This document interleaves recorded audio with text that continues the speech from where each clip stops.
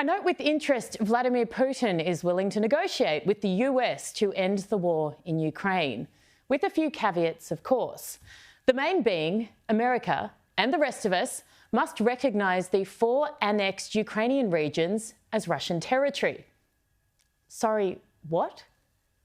The warlord is willing to try and weasel his way out of a battle he's losing badly, as long as we all respect and accept the land he's obtained illegally.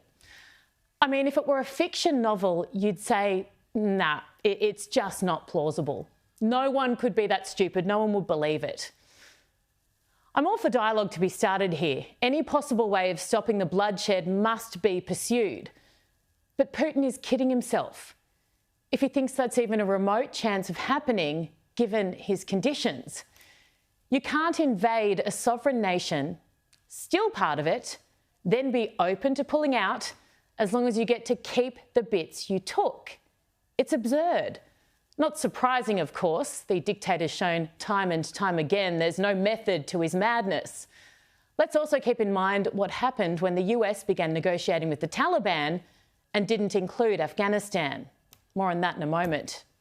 If Joe Biden can do something here, it will be a miracle.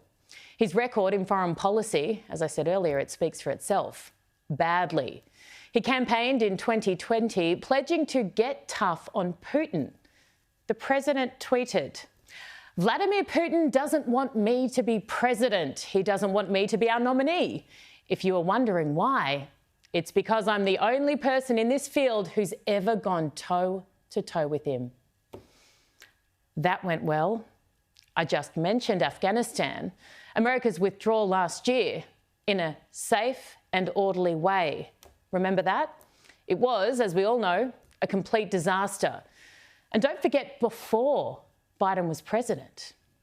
You wrote Joe Biden was a man of integrity. Still, I think he's been wrong on nearly every major foreign policy and national security issue over the past 4 decades. I think he's gotten a lot wrong. You're talking all through the years as vice president. He opposed every one of Ronald Reagan's military programs to contest the Soviet Union. He opposed the first Gulf War. That list goes on. Now, that was former Defence Secretary Robert Gates, who, in all fairness, that you heard as the start of that, maintains Biden is a good bloke, someone you can turn to, he says, in times of need. That's lovely stuff.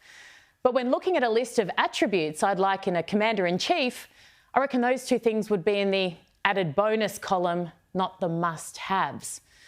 Putin is also reportedly deteriorating in health. Reports out of Moscow that his cancer is worsening, that he fell down the stairs and soiled himself. Under normal circumstances, it would be really sad, but it's more cause for alarm than anything else.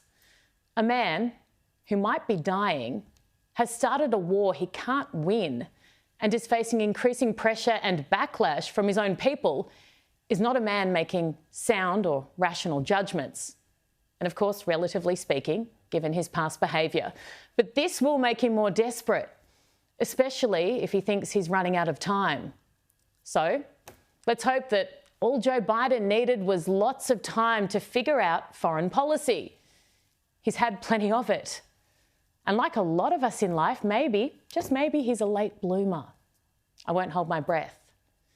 But if he does something good here, and he can fit it in between double dates with Macron and royal dues with Prince William and Kate, then I'll be the first to declare his brilliance.